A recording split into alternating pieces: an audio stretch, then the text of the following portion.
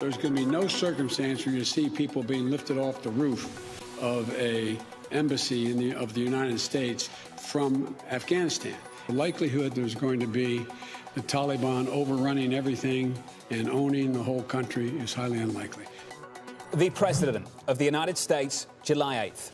Over the weekend, the Taliban took Kabul. This is what Secretary Blinken had to say. This is manifestly not Saigon.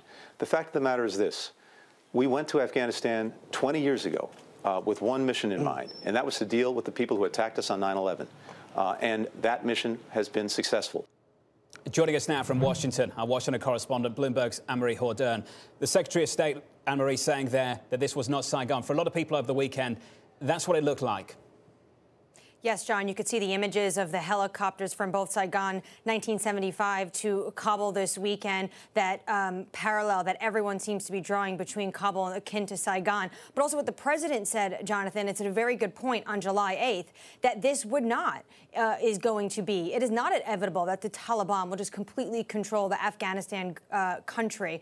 Well, I take you to July 10th, John, the Long War Journal, which many of us have been keeping track of. 2 days later, the Taliban was already in control of most districts compared to the government, with many contested then. So the writing was on the wall then. And this is really where a lot of the shock is. It's not so much the inevitability of the Taliban filling that vacuum as we saw the U.S. withdrawal of troops, but it's the velocity and speed at which they are grabbing hold of the country. And then this weekend, it came to a full point of taking control of Kabul.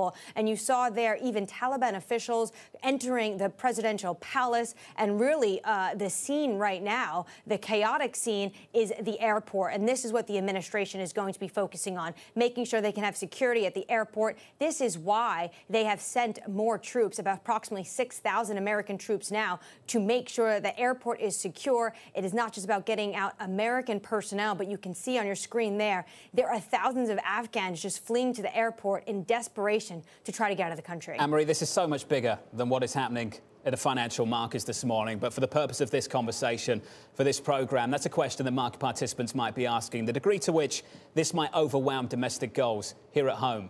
What's the conversation sound like in Washington this morning? Well, there's a lot of frustration, you have to imagine, from really both sides of the aisle on how this withdrawal is happening. The pictures and the scenes, many are saying, Senator Mitch McConnell calling it botched, but even Democrats are saying this is very uncomfortable and they do not like what's going on in terms of the scenes painted across what's happening in Kabul and Afghanistan. But many say that this is going to die down. And the fact is, Signum Global Advisor says the fact is that you will have the economic agenda of the president press ahead in the coming weeks. But certainly this is a distraction for Washington.